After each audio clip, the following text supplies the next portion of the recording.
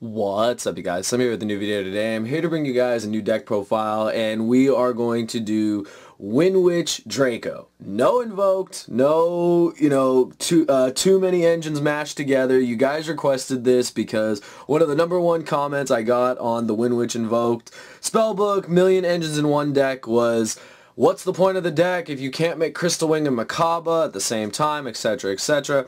I totally understand that, you guys.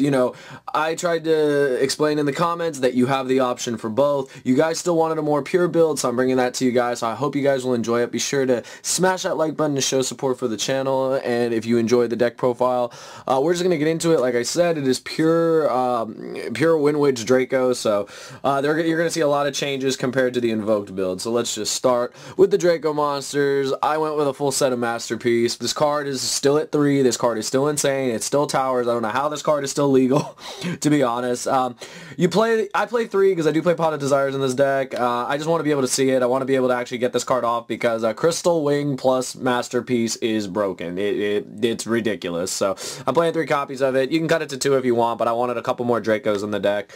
And, I can pop it off with Diagram if need be. And then the only other 2 Dracos I'm playing is one Ignis, one Maiden. Ignis because it's at 1, rip, we already know. Maiden, I'm trying at 1. I know some people have upped this card. I just have never been really a fan of this card. I don't know what it is. I just do not like this card that much.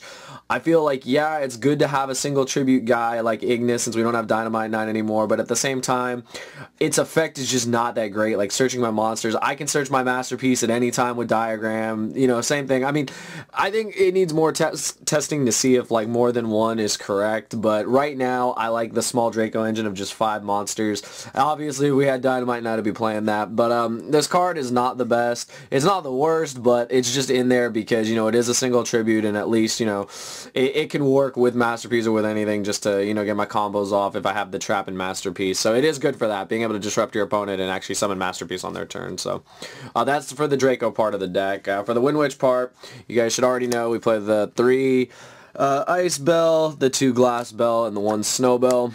Standard Winwich stuff. Another thing people forget is that, when you do the whole Winwich combo, you can only go into Crystal Wing. You can't, when the Invoke deck, people want to go Crystal Wing Makaba, and, before Lynx, you couldn't do that anyway because you can only summon wind monsters. I think a lot of people forget that at times. So your play back then was to go Crystal Wing Raijin, but now with Lynx it becomes a lot harder. So we decided to just keep it standard to just the Winwitches so that we could have the potential to have Crystal Wing Masterpiece turn 1, and it'd be pretty nuts. And then I am still playing the Spellbook engine. I'm playing the 1 Blue Boy. No reason not to. This Spellbook engine is ridiculous. It really, really is. You guys already know, summon this, get secrets, secrets gets knowledge, knowledge away this, drawing cards is awesome. And then that's it for like the main monsters. Then for the hand traps, I'm playing 2 copies of Ash Blossom and 1 Maxx C. Again, the format is still being defined, but one thing was brought to my attention from many players and many other channels is that this card stops Wavering Eyes. That's pretty good, to be honest, because I'm not going to lie, I'm not looking forward to Wavering Eyes at all. So, yeah, Ash is just really good. I feel like it's going to, be one of the format-defining cards as soon as the format fully establishes itself, even if it's for a month or whatever. Ash is just one of those cards you need, and I feel like it's good to just have it in this deck.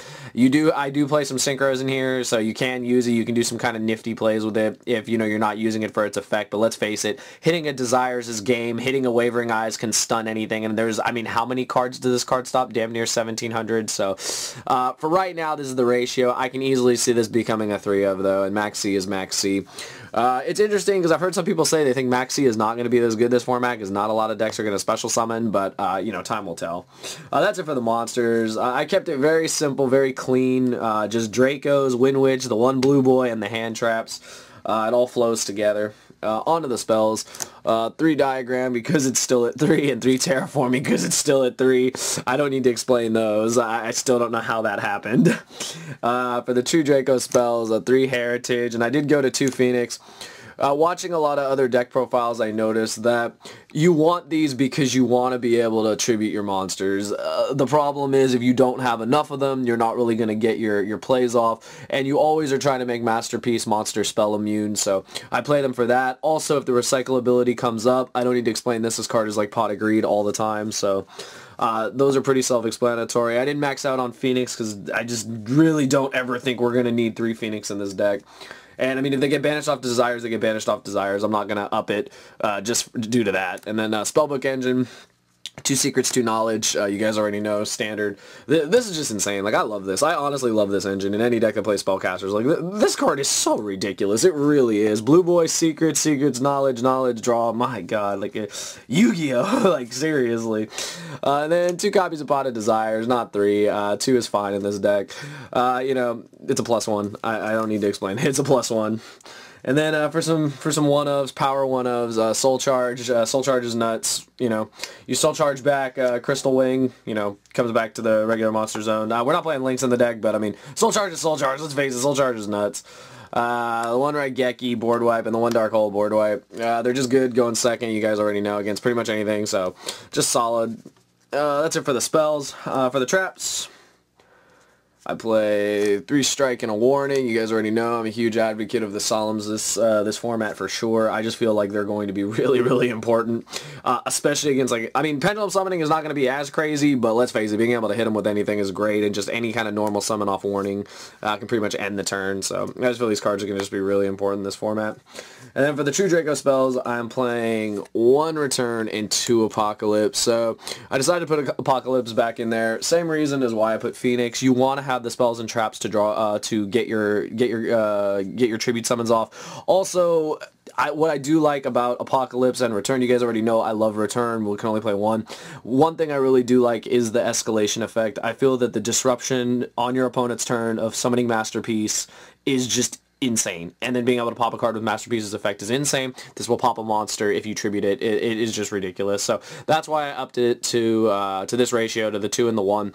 Again, still testing the deck, but so far has proved really effective because just being able to go, like I said, Crystal Wing Masterpiece is insane. So that's it for the deck. It's actually 42 cards. As you guys saw, no upstart or anything, so I put it over 40. Lets you safely Desires. Honestly, like, if I want to put a 3rd Phoenix, I can make it 43 cards. If I want to put a 3rd Apocalypse, make it 44 cards. I mean, you could even up Desires to 3 at that point, but this is just like the first draft of the deck that me and my homie Ben have been working on, and it's been testing really well. So this is just to give you guys like some general ideas. Now before I get to the extra deck, I'm just gonna big disclaimer: these are in my side deck already, guaranteed. Like, these are in my side deck, as with the 3rd Ash, if it's not going to make the main deck.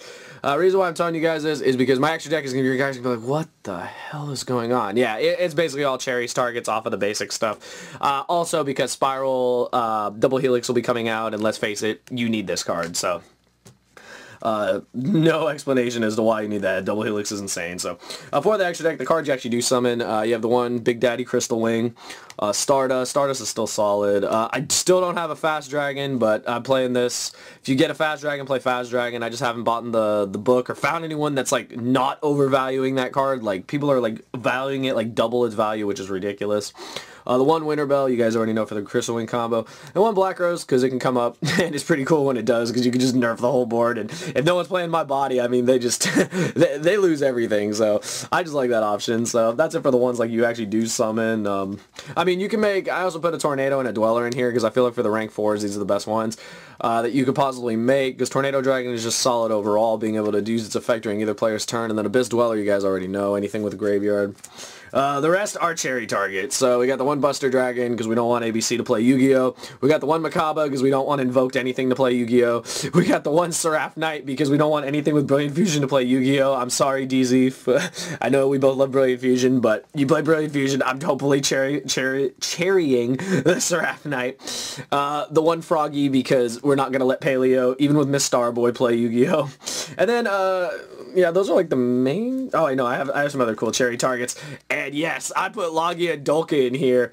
I know you guys are requesting a Dino Rabbit deck profile. Give me time. I'm working on it. Been talking to people about it because you guys already know my bunny's back at 3. You guys already know how excited I am. I don't want to get a Logia summoned against me, and I don't want a Dolka summoned against me, so these are in here as Cherry's targets. You don't have to put them in there if you want, but I had to. I was just like, nope, I'm not going back to Dino Rabbit format where they summon a Logia or a Dolka on me. And then these last two cards are interesting. So I got Omega and I got Beals. And the reason why I say these are interesting is because Omega, you can make it. Beals, you can make it. I don't think a lot of people realize, unless you saw Joshua Smith's deck profile, this thing is a Dark Tuner. Yeah, you can, if you somehow have Ignis or Maiden and Cherries, you can make this. Against any Draco deck, this is game. And this card is just really broken because it comes back to the regular monster zone. So yeah, that's it. So my extra deck I know is kind of all over the place, but honestly, you guys, like, you're mostly going to just be summoning Big Daddy Crystal Wing, in all honesty. Like, that's usually what's going to happen, is you're going to summon Big Daddy Crystal Wing, slap a Masterpiece next to it, and I mean, that's just, you know, that's how the deck goes. So that's it. Let me know what you guys think. If you guys like the mat that you see, you can get one. This was actually from one of my sponsors now, Imperium Duelist. Be sure to check them out. I have a link in the description. These mats are absolutely incredible. Like, I wanted a mat with zones for so long. The extra monster zones are beautiful. The material is beautiful. They're washable. Like, these mats are just everything I wanted in a mat, and you're going to see a lot of my deck profiles done on these, a lot of my combo videos, which I'll be doing soon, done on these mats. It just makes playing Yu-Gi-Oh! so much more like easy and nice, because you have all your zones, you have your extra monster zones, and you can keep track of everything, because I am one of those people that definitely needs to keep track of, you know, where my monsters go, where my spell and traps go and everything, but thanks to them, I'm able to do that. So yeah, that is the deck though, you guys. Let me know what you guys think. Any suggestions, like you guys always give me, are welcome. Any changes you would make, anything you would add, I would love to hear it. This deck has just been really solid. You guys wanted a more pure approach. This is your pure approach. You don't have to worry about, oh, what do I summon, what do I summon? I know, you're summoning Crystal Wing and you're slapping a Masterpiece next to it, because that's Yu-Gi-Oh! Right now. So yeah, let me know what you guys think in the comments below. Let me know other decks you would like to see. I know you guys want Dino Rabbit. Give me time, working on it. But yeah, Masterpiece, I don't know why you're still at 3, but if I can summon you, and if I can slap a Crystal Wing next to you, then, I mean, let's face it, Yu-Gi-Oh! Is crazy. But yeah, I hope you guys enjoyed the deck profile. Be sure to smash that like button. I'll see you guys in the next video. Thank you for watching.